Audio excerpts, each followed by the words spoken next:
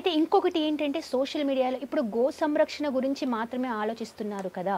So ఎంత మేరకు వీళ్ళు ప్రజల గురించి ఆలోచించే ఛాన్స్ ఉంటుంది? అఫ్ కోర్స్ గో గురించి ఆలోచించడం చాలా మంచిది, మంచి విషయం. అది అమ్మ లాంటిది, అమ్మ కంటే ఎక్కువ అని ఒక విధంగా పాజిటివ్గా ఉన్నా, ఫర్దర్గా ప్రజలకి ఏ విధంగా వీళ్ళు ప్లాన్స్ చేయగలుగుతారు, చేస్తున్నారు అనే సందేహాలు వస్తున్నాయి. మీరు దానికి ఎలా చెప్తారు? ఈరోజు ఒక్క గోవు బ్రతుకుతే ప్రజలకి గోవుతో సంబంధం ఉన్నటువంటి అన్ని పదార్థాలు, పంచగవ్య, మనము నిత్యము సేవించేటువంటి ఆహారం విషపూరితమైనటువంటి ఆహారం. అవును.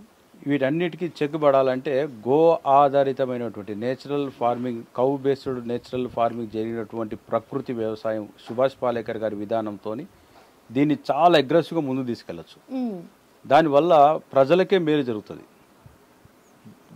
బై ప్రోడక్ట్స్ ఉంటాయి, గో ఉత్పత్తులు, రాజీవ్ దీక్షిత్ గారు చెప్పింది అవన్నీ కూడా మనం ప్రభుత్వం ఇంప్లిమెంట్ చేయాలి. ఒక వ్యక్తి, ఒక మనిషి చేయాలంటే ఈరోజు పతాంజలి ఇది పెట్టుకున్నాడు రామ్దేవ్ బాబు, తన సొంత ఆర్గనైజేషన్ అయిపోయింది. అది ప్రజలకు ఉపయోగపడేటువంటి సంస్థ కింద లేదు, అది ఒక బిజినెస్, కమర్షియల్ అయిపోయింది, టోటల్ కమర్షియల్ బిజినెస్. సో అట్టగా ఈ గోవు ఉండడం వల్ల ప్రతి ఒక్కరికి కూడా దీని ఒక ఫలాలు అందే విధంగా మా ప్రణాళిక ఉన్నది. ప్రతి గ్రామానికి గోవిందుని గోశాల, రాజీవ్ దీక్షిత్ గారు చెప్పినటువంటి ఏవైతే సూచనలు ఉన్నాయో గో ఉత్పత్తుల పైన శిక్షణ కేంద్రం. సో ప్రతి గ్రామంలో కూడా ఒక ఆనందమైనటువంటి వాతావరణాన్ని మనం చూస్తాం పూర్వం లెక్క.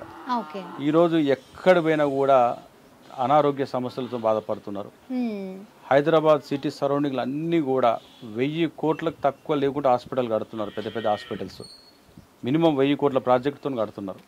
సో ఈ డబ్బునంతా కూడా ఒక పేదవాడి దగ్గర నుంచి గుంజడం కోసం మాఫియా ఆడుతున్నటువంటి భయంకరమైనటువంటి ఒక మాఫియా గేమ్ అనుకోండి. ఈ గేమ్లో నష్టపోతున్నది మనలాంటి సామాన్యులు, మధ్యతరగతి వాళ్ళు, ఇంకా లోవర్ మిడిల్ క్లాస్లో ఉన్న వాళ్ళైతే పరిస్థితి దయనీయం. వాళ్ళ ఇంట్లో ఉన్న బంగారం కొద్దో గొప్ప 1 తులమో 1/2 తులమో బంగారం అది కూడా అమ్మేసుకోవడం, ఉన్న భూమిని అమ్మేసుకొని ఆ పైసలన్నీ కూడా హైదరాబాద్కి వచ్చి ఈ మాఫియా వాళ్ళకి ఖర్చు పెట్టేస్తున్నారు, డాక్టర్స్కి. సో ఈ ప్రమాదము అన్నిటినీ మనం రిజాల్వ్ చేయాలి, సాల్వ్ చేయాలన్నప్పుడు ఖచ్చితంగా గో బ్రతకాలి.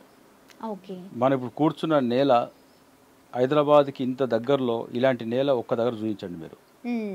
ఎక్కడ కూడా ఆవు పెడతో నలికినటువంటి నేలలు చూసేటువంటి పరిస్థితులు ఈరోజు. ఒకానొక కాలంలో మనం ఇప్పుడు పత్తి మీద కూర్చున్నట్టుంది, మన కాలుకి పత్తి మీద కాలు పెట్టినట్టుంది. సో ఇంత పాజిటివ్ ఎనర్జీని మనం వదులుకొని నెగిటివ్ ఎనర్జీలో బ్రతుకుతున్నాం, నెగిటివ్ పీపుల్ మధ్యలో జీవిస్తున్నాం. చుట్టుపక్కల అంతా కూడా విషపూరితమైనటువంటి మనుషులు, విషపూరితమైనటువంటి ఆహారాన్ని సేవిస్తున్నాం.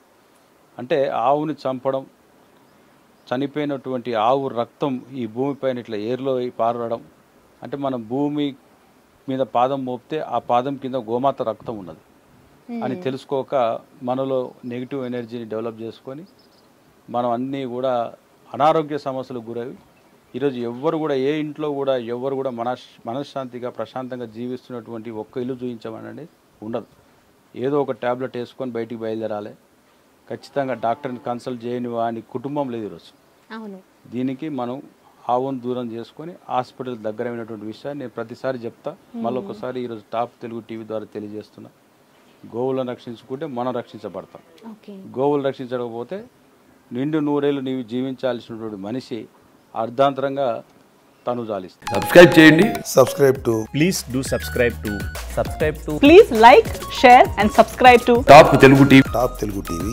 Top Telugu TV.